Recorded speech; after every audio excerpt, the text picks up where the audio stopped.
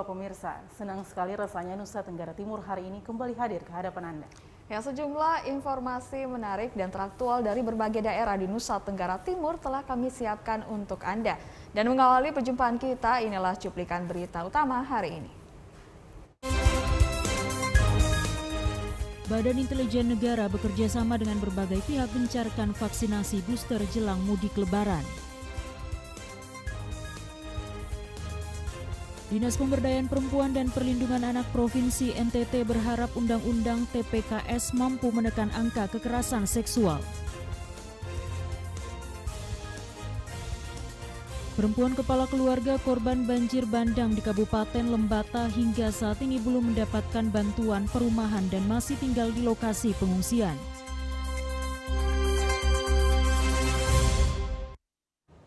Berita utama tadi tentunya akan kami rangkai dengan sejumlah informasi menarik lainnya. Bersama saya Dina Rahman. Ya, dan saya Fethi Nidbani. Inilah Nusa Tenggara Timur hari ini selengkapnya untuk Anda.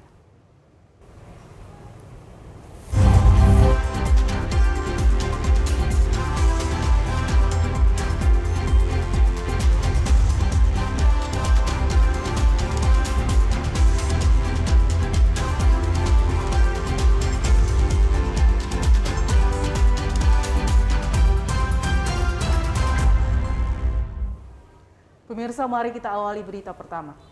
Badan Intelijen Negara bekerja sama dengan berbagai pihak, terus menggencarkan percepatan vaksinasi kepada masyarakat menjelang mudik Lebaran 2022.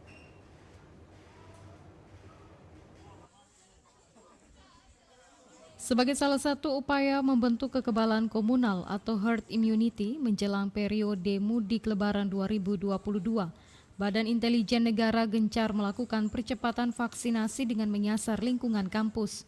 Hal tersebut dilakukan mengingat pada hari raya Lebaran nanti, mahasiswa akan diliburkan.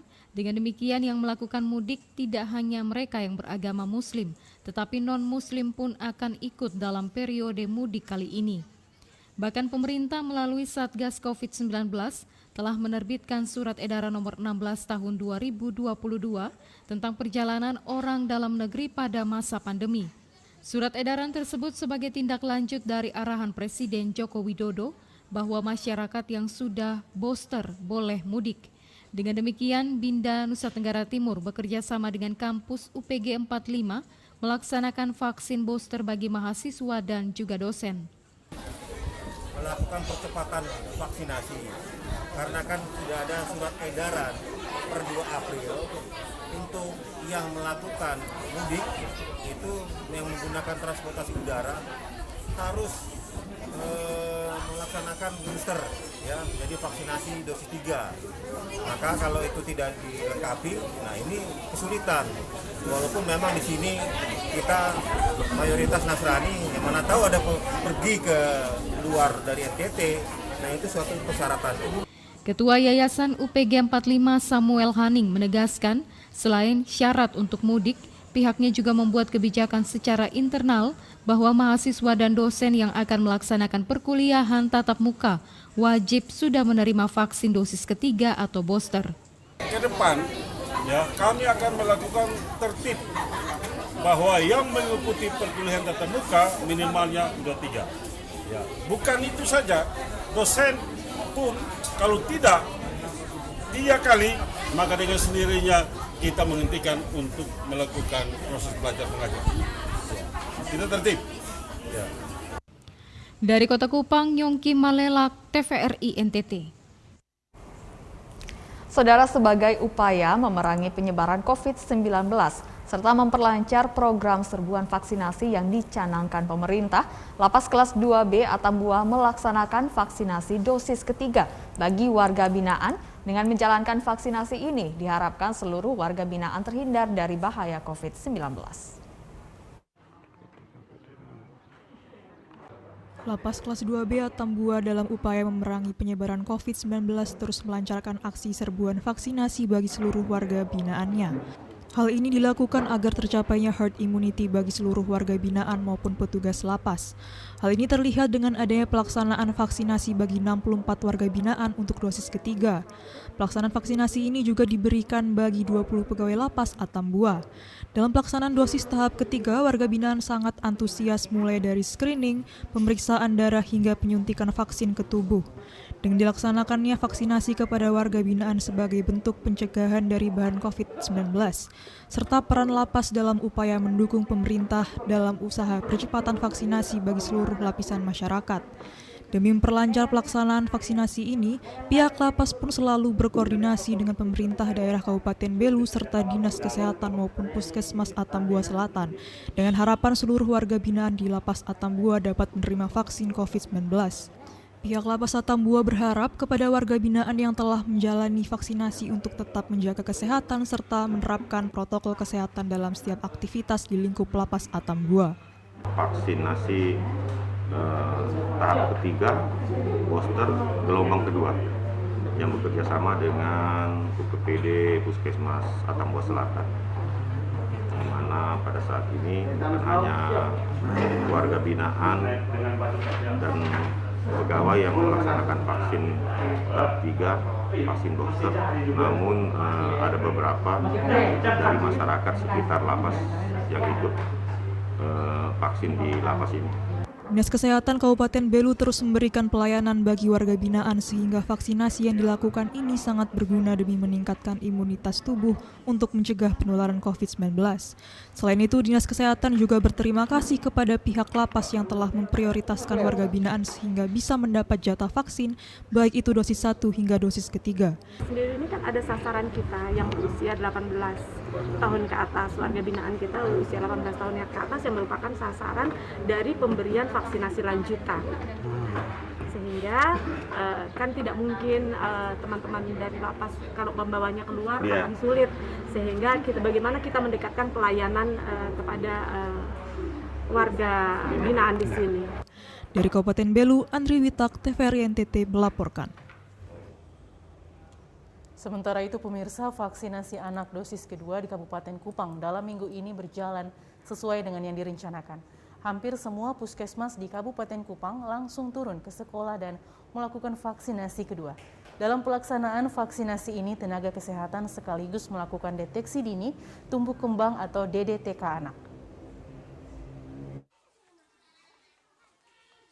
Setelah lebih dari 1 bulan, vaksinasi anak usia 6-11 tahun berhenti karena kekurangan vaksin, akhirnya puskesmas mulai melakukan vaksinasi. Vaksin anak ini dilaksanakan dengan menyasar anak-anak langsung di lingkungan sekolah.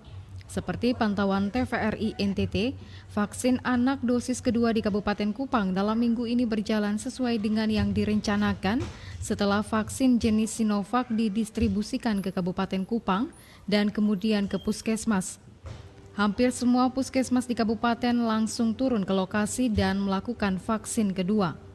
Seperti di Kecamatan Amarasi misalnya, Puskesmas OEKBT menyasar sekolah di setiap desa.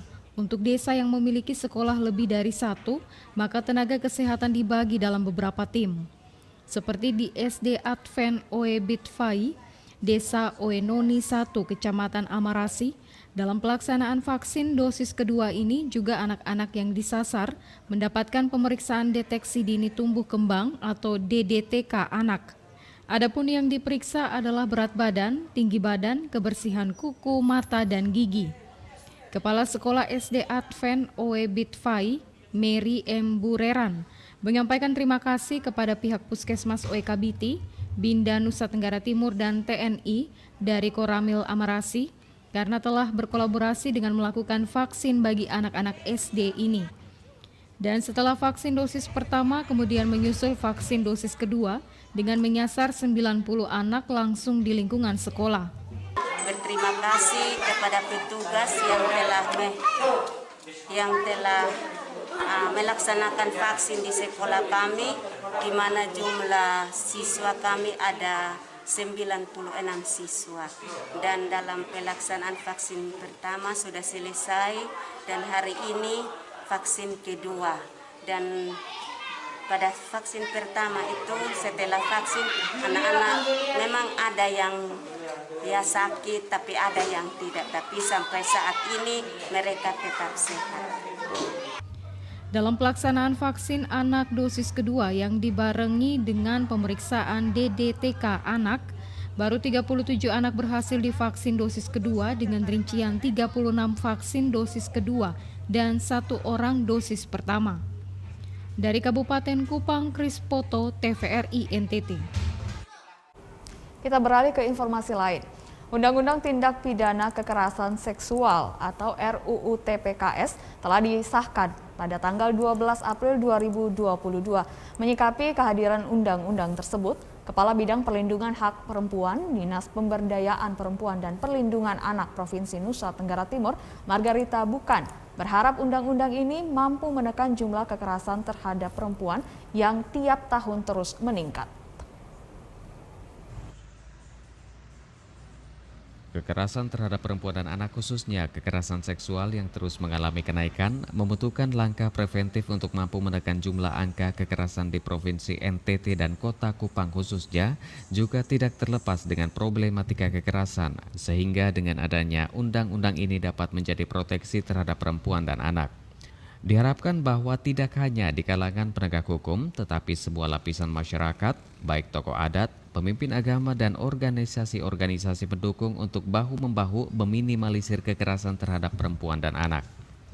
Lebih lanjut, Margarita juga melihat bahwa rancangan undang-undang ini juga sudah mampu untuk memproteksi dan memberikan efek jera kepada pelaku kejahatan seksual. Dinas Pemberdayaan Perempuan dan Perlindungan Anak NTT hadir untuk melayani masyarakat yang terdampak kekerasan dengan menyediakan hotline yang dapat dihubungi atau juga bisa datang ke kantor Dinas Perlindungan Perempuan dan Anak Provinsi Nusa Tenggara Timur.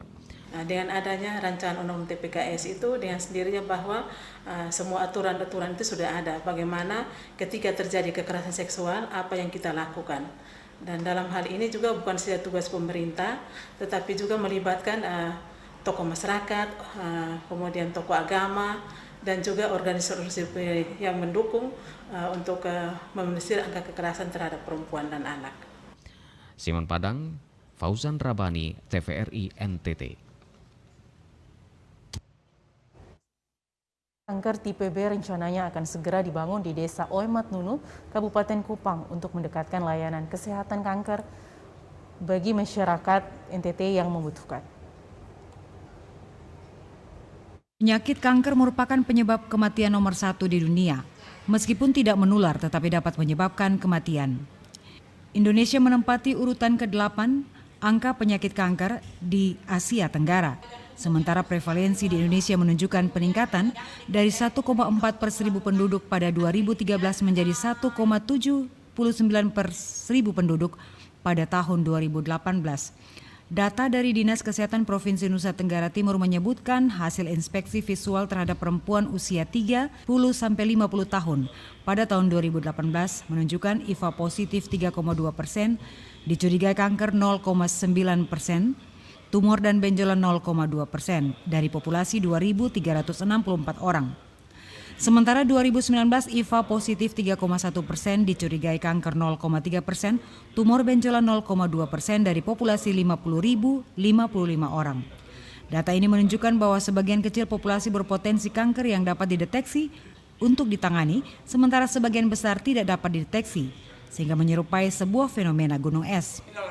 Nusa Tenggara Timur akan mendapatkan sebuah rumah sakit kanker yang mulai dibangun di Kabupaten Kupang pada bulan Juni mendatang oleh Yayasan Graha Kasih Indonesia Foundation. Rumah sakit khusus kanker tipe B ini akan dibangun di Desa Oemat Nunu, Kabupaten Kupang. Jadi Graha Kasih Indonesia ini baru berdiri 3 tahun yang lalu.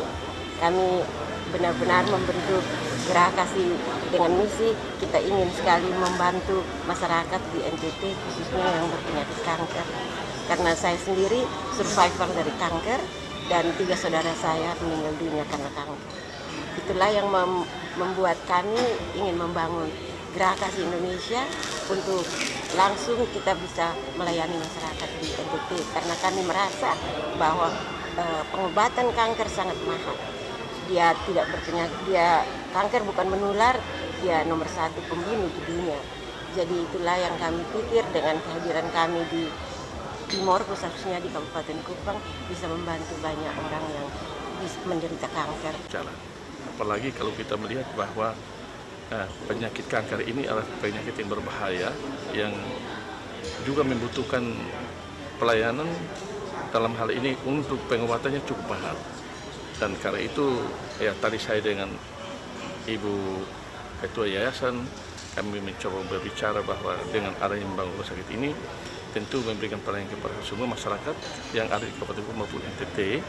Lalu kemudian ada skim tertentu yang memberikan semacam gratis, begitu. Itu ada rencana untuk itu. Nah karena itu kami tentunya dari pemerintah Kabupaten Kupang menyambut baik itu. Saya kira itu. Tim Liputan TVRI NTT.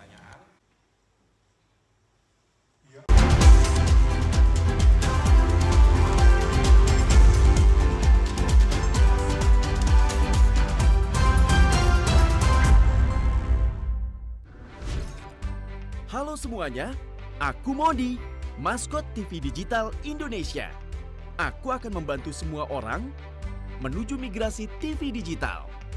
Di mana? Di siarandigital.id dan call center 159.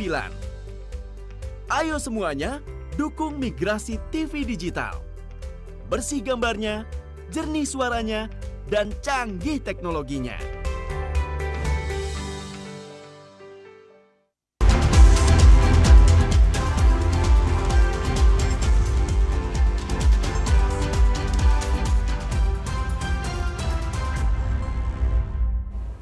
Terima kasih Anda masih bersama kami di Nusa Tenggara Timur hari ini. Ya, saudara, kita ikuti informasi selanjutnya. Sejumlah mahasiswa yang tergabung dalam Aliansi Mahasiswa dan Rakyat atau AMARA menggelar aksi demonstrasi di Kota Kupang, menuntut adanya pengendalian harga minyak goreng, pajak pertambahan nilai, dan kenaikan harga bahan bakar minyak. Aksi demonstrasi yang diikuti ratusan mahasiswa gabungan dari beberapa universitas di Kota Kupang, mulai dari Pasar Kasinai Koten, dilanjutkan dengan Long March ke Polda Nusa Tenggara Timur, kemudian berakhir di DPRD NTT. Dalam aksi yang dikawal ketat aparat keamanan dari Polres Kupang Kota itu, mahasiswa mendesak pemerintah untuk segera melakukan pengendalian terhadap harga minyak goreng yang tidak terjangkau oleh masyarakat lapisan bawah. Selain itu, minyak goreng juga langka di pasaran, kendati Indonesia merupakan negara penghasil kelapa sawit terbesar di dunia. Selain minyak goreng, mahasiswa juga meminta pemerintah memberikan perhatian serius pada persoalan kenaikan harga BBM dan pajak pertambahan nilai yang akan berdampak pada kenaikan harga sembako lainnya. Terjadi krisis, terjadi kelangkaan, sementara tingkat penguasaan lahan di kelapa sawit itu sangat besar terjadi di sana.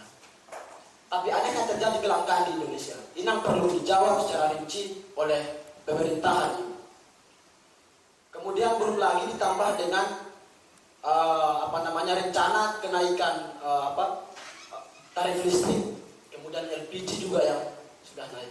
Artinya dari semua rentetan kasus ini, kami menilai dari aliansi bahwa tidak ada tindak lanjut yang cukup serius yang dilakukan oleh pemerintah untuk menjawab persoalan-persoalan yang dihadapi oleh rakyat saat ini. Seluruh aspirasi masyarakat disampaikan secara langsung kepada anggota DPRD NTT. Anggota DPRD NTT yang menerima para mahasiswa menyampaikan bahwa seluruh aspirasi yang disampaikan akan dikomunikasikan dengan pimpinan DPRD untuk ditindaklanjuti. Karena ketika diberitakan oleh teman-teman media, itu menjadi pressure yang baik untuk mengambil sebuah kebijakan. Jadi terima kasih teman-teman media, ini luar biasa. Kami harus bisa menjadi media darling, kekasih media untuk bicara soal kepentingan masyarakat. Ini dari saya ya, dari saya bahwa kami akan sekali lagi setelah ini saya dan Pak Hiro langsung ke pimpinan menyampaikan 2 poin penting. Pertama dari Ikatan Mahasiswa Muhammadiyah, yang kedua dari AMARA. Karena poinnya sama, 3 poin ini juga tadi. Kapolres Kupang Kota AKBP Satria Perdana Tarung Binti menjelaskan pihaknya berupaya menjaga situasi tetap kondusif dan aman saat mahasiswa melakukan aksi unjuk rasa. Sementara personil yang diturunkan sebanyak 1 peleton. Kegiatan dari masa aksi terkait sampai sekarang kami menggelar simulur bahkan dari kurang lebih sampai SSK dengan seluruh pengendali masing-masing yang bertujuan untuk kegiatan berjalan dengan aman, tertib. Terima kasih juga kepada masa aksi yang dapat melaksanakan dan menyampaikan aspirasinya secara baik sopan. Dan pihak DPRD juga dapat menerima dengan baik dan disampaikan untuk diteruskan sesuai dengan aturan. Usai beraudiensi dengan anggota DPRD NTT, para demonstrasi membubarkan diri dengan tertib. Dari Kota Kupang, Yongki Malelak, TVRI NTT. Kita beralih ke berita selanjutnya, Saudara. Komisi Pemilihan Umum Provinsi Nusa Tenggara Timur terus melakukan persiapan dan pemuktakiran daftar pemilih tetap berkelanjutan menjelang pemilu serentak 2024. Pemuktakiran data tersebut dilakukan melalui koordinasi dengan lembaga pemerintah, institusi pendidikan, dan melalui aplikasi Lindungi Hakmu. Dalam rangka menghadapi pemilu serentak di seluruh Indonesia yang akan dilaksanakan pada tahun 2024, Komisi Pemilihan Umum Provinsi Nusa Tenggara Timur terus berusaha melakukan pemutakhiran data pemilih tetap atau DPT berkelanjutan. Hal tersebut dilaksanakan dengan cara melakukan koordinasi dengan lembaga pemerintah seperti TNI dan Polri untuk pemutakhiran data anggota yang telah memasuki masa pensiun. Selain itu, pemutakhiran juga dilakukan di instansi pendidikan khususnya SMU untuk mengetahui jumlah pemilih pemula pada pemilu serentak 2024. Selain pendataan melalui metode yang dilaksanakan oleh Komisi Pemilihan Umum Kabupaten dan Kota tersebut, Komisi Pemilihan Umum Provinsi Nusa Tenggara Timur juga melakukan pendataan melalui aplikasi Lindungi Hakmu.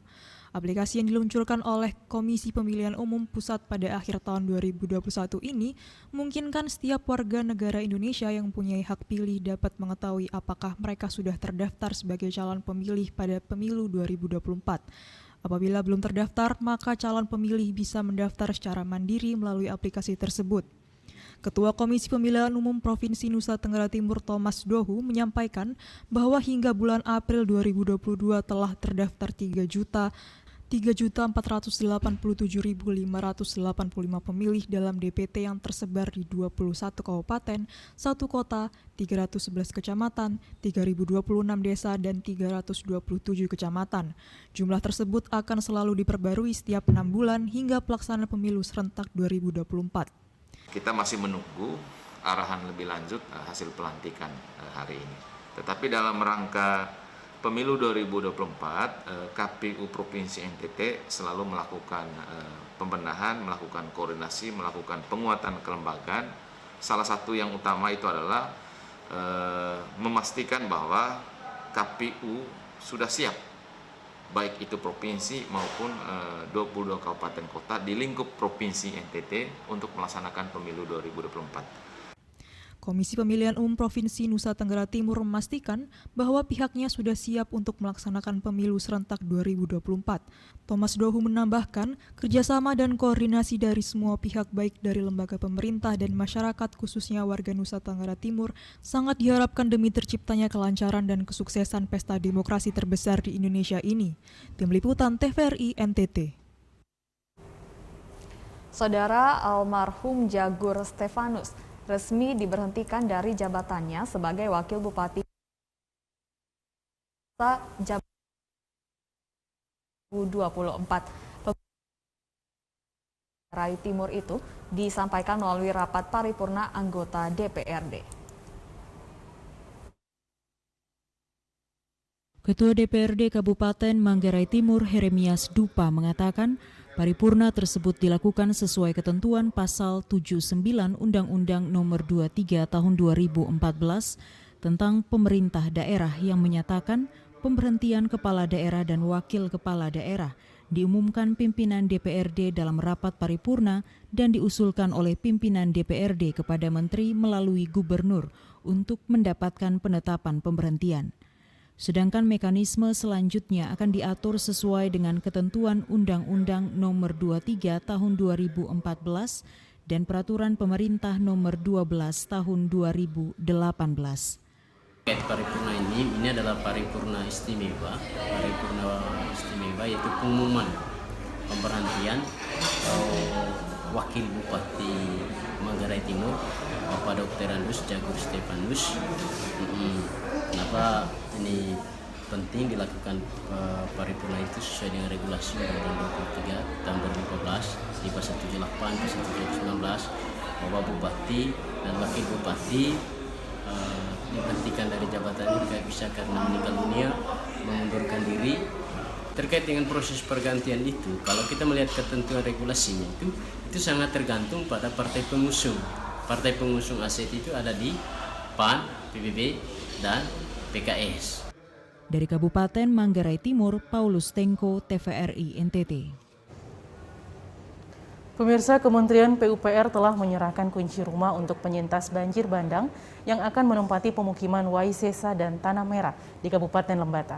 Meski demikian, masih banyak perempuan kepala keluarga korban banjir bandang yang hingga saat ini belum mendapat bantuan perumahan dan masih tinggal di lokasi pengungsian.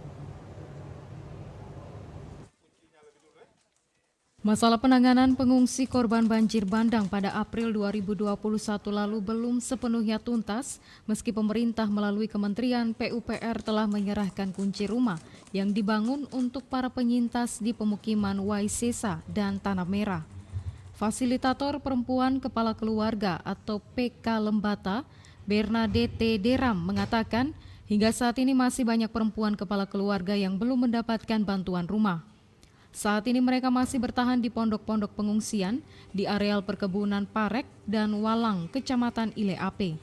Bernadette mengatakan satu dari beberapa alasan mereka belum mendapatkan bantuan perumahan ini karena data korban banjir bandang yang kehilangan rumah belum valid. Tidak hanya itu, mereka juga belum memiliki legalitas dokumen kependudukan yang tercatat di Dukcapil Lembata. Padahal, perempuan kepala keluarga yang berada di pengungsian ini rutin mengikuti kegiatan pembersihan dan bakti di desa mereka masing-masing. Swadaya masyarakat sendiri dengan NGO-NGO yang kebetulan selama ini berjejaring dengan peka nasional. Sementara dari pemerintah sendiri kayak bantuan rumah dari presiden itu kan hanya sebatas buat kepala keluarga yang laki-laki, tapi yang kepala keluarga perempuan tidak banyak yang tersentuh karena mereka tidak memiliki KK atau legalitas hukum yang seperti kartu keluarga, tidak punya. Bernadette berharap para perempuan kepala keluarga bisa mendapatkan bantuan perumahan dari pemerintah agar mereka bisa fokus mencari nafkah untuk kehidupan sehari-hari. Dari Kabupaten Lembata, Andri Atagoran, TVRI NTT. Sebagai bentuk kekecewaan warga terhadap pemerintah daerah Kabupaten Manggarai Barat yang tidak kunjung membangun jembatan penghubung di ruas jalan milik kabupaten, warga di Kampung Purek, Desa Pacar memilih untuk membangun jembatan darurat agar bisa melintasi sungai.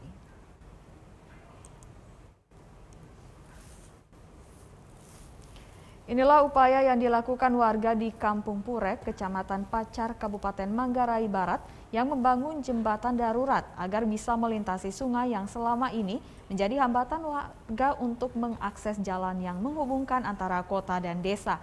Warga menilai pemerintah daerah Kabupaten Manggarai Barat hanya memberikan janji belaka. Namun hingga saat ini janji tersebut tidak kunjung terrealisasi. Sehingga warga terpaksa menebang beberapa pohon di area lahan perkebunan untuk dijadikan bahan pembuatan jembatan. Warga menginginkan agar pemerintah daerah segera menepati janji mendirikan jembatan agar memudahkan arus lalu lintas warga menuju ibu kota Kabupaten Manggarai Barat yang berada di Labuan Bajo. Dari Manggarai Barat, Alexandro Hatol, TVRI NTT. Masih dari Manggarai Barat, Saudara, fenomena pergerakan tanah yang terjadi di Kabupaten Manggarai Barat yang telah merusak rumah warga dan mengancam ratusan kepala keluarga di Kabupaten Manggarai Barat telah terjadi sejak tahun 2018.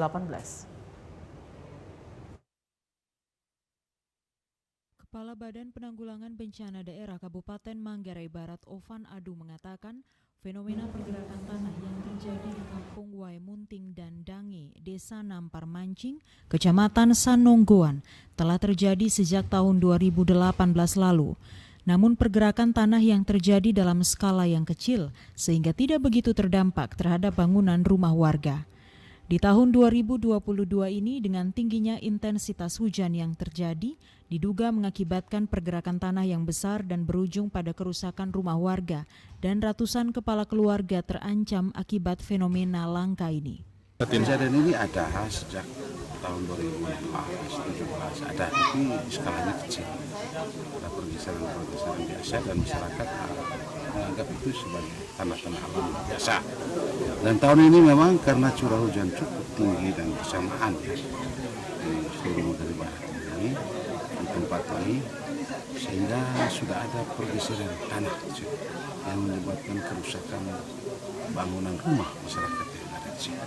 Nah, ini yang paling besar dampaknya dan mengancam seluruh kehidupan masyarakat yang ada di sini. Saat ini pemerintah daerah tengah melakukan koordinasi dengan Badan Geologi untuk mengambil langkah relokasi warga agar terhindar dari bencana lanjutan dari fenomena pergerakan tanah. Dari Manggarai Barat, Alexandro Hatol, TVRI NTT. Pemirsa, Sekolah Menengah Kejuruan Negeri 2 SOE menggelar ujian kompetensi keahlian bagi para siswa. Selain untuk mendapatkan sertifikat keahlian, tujuan lain dari ujian ini adalah untuk mengukur pencapaian kompetensi para peserta didik. Untuk mengukur kompetensi para peserta didik, Sekolah Menengah Kejuruan Negeri 2 SOE menggelar ujian kompetensi keahlian atau UKK bagi 7 jurusan di sekolah tersebut. PLT Kepala SMKN 2 SOE, Nifron Valo mengatakan, ujian kompetensi keahlian ini dilakukan selama 3 hari dengan 2 jenis ujian, yaitu UKK Mandiri dan UKK LSP P1. UKK Mandiri diikuti oleh 3 jurusan, yaitu jurusan Pekerjaan Sosial, jurusan Tata Busana, dan jurusan Teknik Energi Terbarukan. Nifron berharap agar para peserta didik bisa mengikuti ujian ini dengan baik sehingga bisa memperoleh hasil yang memuaskan. Kegiatan uji kompetensi keahlian ini SMK Negeri 2 SOE kita laksanakan selama 3 hari, mulai hari ini sampai dengan hari Rabu. Ada 3 keahlian yang mengikuti UKK. Yang pertama pekerjaan sosial, yang kedua tata busana, dan yang ketiga teknik energi terbarukan. Sementara itu, Ketua LSP SMKN 2 SOE Petrus Misa mengatakan, selain untuk mandiri, sejumlah jurusan juga mengikuti UKK LSP P1. Jurusan-jurusan yang mengikuti ujian ini adalah Teknik Audio Video TAV, Teknik Komputer dan Jaringan, dan Akomodasi Perhotelan. Setelah mengikuti ujian ini dan dinyatakan lulus, para siswa akan mendapatkan sertifikat keahlian yang berlaku selama 3 tahun. TAV ada 7 orang, TKJ juga 7 orang, perhotelan 5, dan TKP hanya 1 yang dinyatakan kompeten. Dan untuk mereka yang dinyatakan kompeten ini mendapatkan sertifikat kompetensi keahlian yang berlaku 3 tahun dan itu dikeluarkan oleh BNSP. Dari Kabupaten Timur Tengah Selatan, Ambuga Lamawuran, TVRI NTT.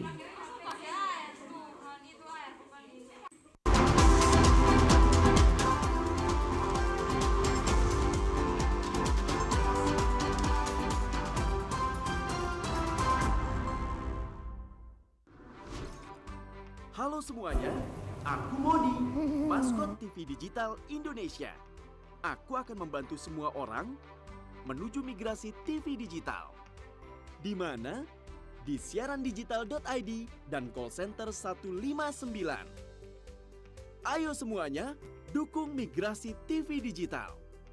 Bersih gambarnya, jernih suaranya, dan canggih teknologinya.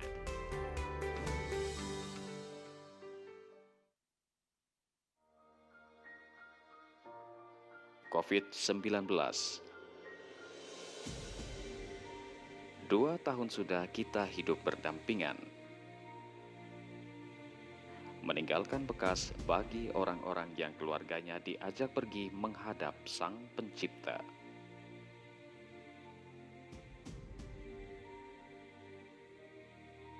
mampu menjauhkan yang dekat dan mendekatkan yang jauh.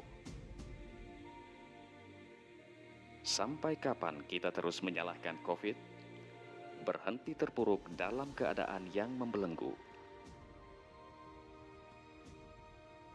Bangkit dan maju. Tidak hanya diam dan menunggu. Kita bangkit. Karena Kita kuat. Kita bangkit.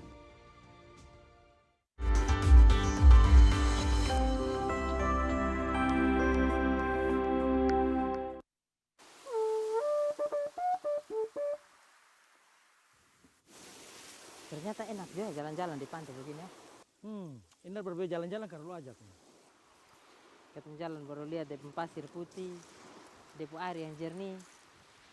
Sama kayak kakak pun TV di rumah. Beta ini sebeli ganti antena juga sama saja warna begitu, gambar juga begitu. Tahu kenapa? Tahu?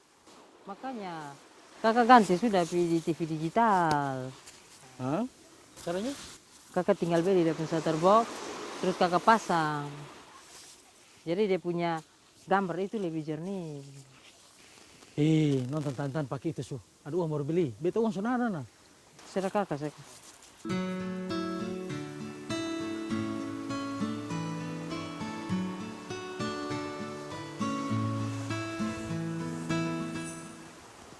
Wih, sabar. Ada itu. Mana? Apabila masyarakat tidak selektif dalam membeli takjil. Dalam rangka melindungi masyarakat selama bulan Ramadan, Balai POM Kupang yang dibantu oleh Lokapom dan kantor Pospom yang tersebar di sejumlah wilayah di Nusa Tenggara Timur melakukan pengawasan terhadap jajanan buka puasa. Koordinator Kelompok Substansi Pemeriksaan Balai POM Kupang, Kristiani Paskalista Pati mengatakan, pengawasan yang dilakukan sejak 1 April 2022 hingga jelang Hari Raya Lebaran. Pemeriksaan takjil ini dilakukan setiap hari. Parameter yang digunakan dalam pemeriksaan sampel takjil ada 4, yakni rodamin B atau zat pewarna sintesis yang biasa digunakan pada industri tekstil dan kertas, boraks atau campuran garam mineral konsentrasi tinggi, dan metanil yellow atau warna kuning yang digunakan di industri tekstil dan formalin. Bila dalam pemeriksaan sampel takjil ditemukan ada penggunaan zat terlarang tersebut, maka Balai POM akan memberikan pembinaan. Juga melakukan pengawasan pangan untuk pangan berbuka takjil. Nah, itu dilakukan di Kota Kupang, kemudian Belu dan TTU yang sudah dilakukan. Dari 253 sampel yang kami sampling dan kami uji, semuanya memenuhi syarat. Jadi tidak ada yang mengandung bahan berbahaya. Ini kan banyak yang beli takjil. Agar membeli yang berwarna, usahakan tidak membeli yang warna tidak terlalu mencolok begitu. Kemudian beli dari penjual yang bersih dan sehat, yang menjual juga jual di daerah yang jangan sampai dekat tempat sampah begitu. Jadi sebagai pembeli, beli dari pedagang yang bersih dan sehat, kemudian makanannya ditutup, kemudian tidak dekat dengan tempat sampah. Selain melakukan pengawasan terhadap takjil selama bulan Ramadan, Balai POM Kupang yang dibantu oleh Lokapom dan Pospom yang tersebar di sejumlah daerah di Nusa Tenggara Timur melalui program intensifikasi juga melakukan pengawasan terhadap 33 sarana produksi dan penjualan. Dari 33 sarana yang dikunjungi, 30 sarana memenuhi ketentuan, sementara 5 lainnya tidak karena kadaluarsa dan tidak ada izin edar. Tim Liputan TVRI NTT. Ya saudara, aksi pengerusakan bakau di pesisir pantai Petun Tawa, Kecamatan Ile Ape, Kabupaten Lembata mulai marak dilakukan. Tidak hanya itu, wilayah pesisir pantai ini juga terancam dengan aksi penangkapan ikan menggunakan racun atau potas. Wilayah pesisir pantai Petun Tawa yang berada di Desa Petun Tawa, Kecamatan Ile Ape, Kabupaten Lembata mulai terancam dengan aksi pengerusakan hutan bakau. Hutan bakau yang menjadi perlindungan pantai dari abrasi marak ditebang oknum yang tidak bertanggung jawab dari luar Desa Petun Tawa. Tidak hanya itu, ikan-ikan kecil yang berada di laut dangkal di wilayah ini juga terancam dengan aksi penangkapan dengan menggunakan racun potas.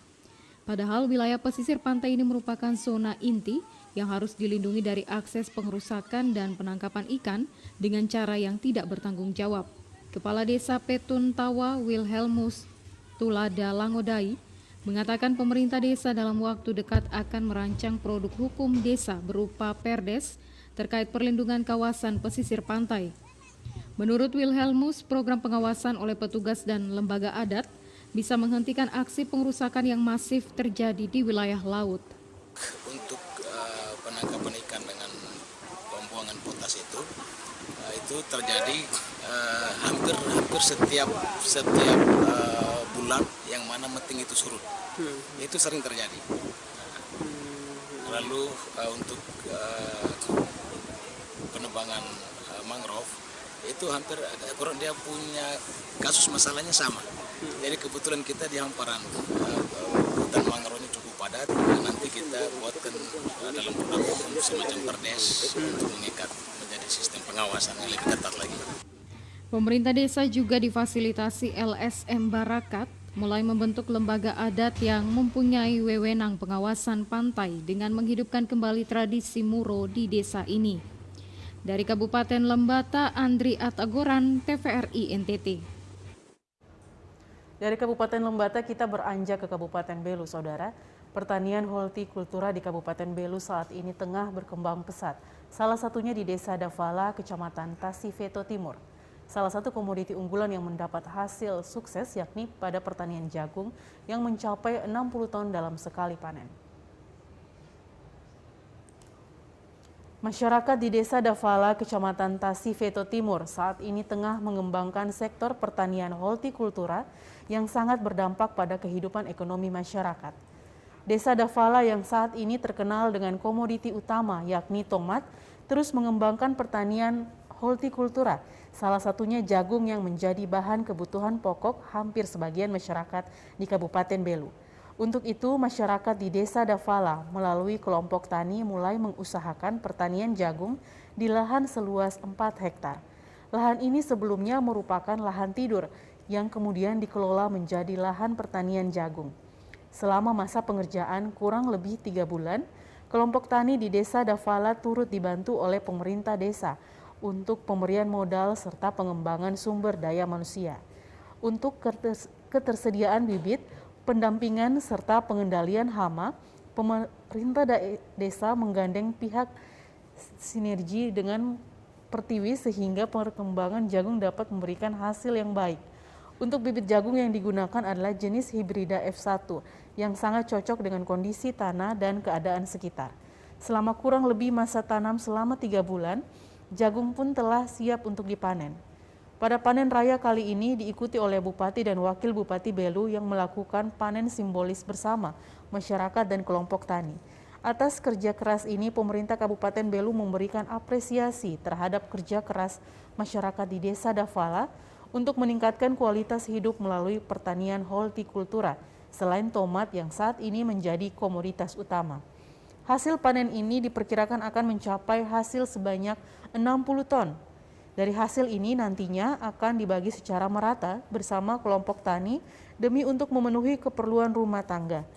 Dalam pelaksanaan panen raya ini juga, Bupati dan Wakil Bupati Belu membuka ruang diskusi bersama para petani untuk bersama-sama membahas perkembangan pertanian hortikultura di Desa Davala demi tercapainya kualitas sumber daya manusia yang unggul, serta menjadikan Desa Davala sebagai sentra pertanian hortikultura di Kabupaten Belu. Dari Kabupaten Belu, Andri Witak, TVRI NTT. Pemirsa, pengunjung tempat wisata Fatumnasi dan Gunung Muntis diminta untuk selalu menjaga kebersihan di lokasi wisata. Tempat tersebut menjadi sumber mata air bagi warga di beberapa kabupaten, sehingga kebersihannya perlu dijaga. Para wisatawan baik lokal maupun mancanegara diminta untuk selalu menjaga kebersihan di lokasi wisata Fatumnasi dan Gunung Mutis. Kepala Desa Fatumnasi Alfred Bay mengatakan tempat-tempat wisata tersebut merupakan sumber mata air bagi beberapa kabupaten, di antaranya adalah Kabupaten Timur Tengah Selatan dan Timur Tengah Utara. Karena itu kebersihan di lokasi tersebut memang perlu dijaga dengan baik. Alfred mengatakan mereka selama ini telah membentuk sebuah komunitas dan tugas dari anggota komunitas tersebut adalah memungut sampah-sampah yang tertinggal di lokasi wisata.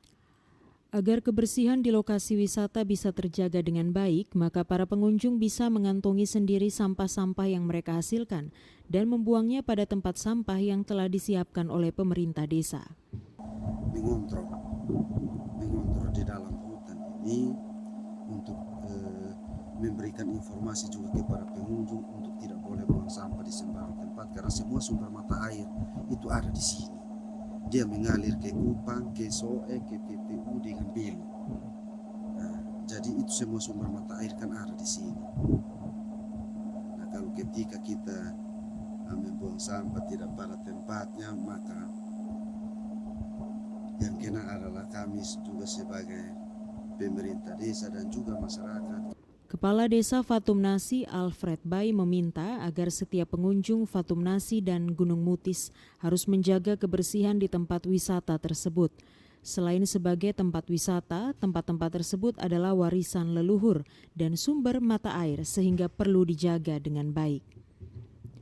Dari Kabupaten Timur Tengah Selatan, Ambuga Lamauran, TVRI NTT.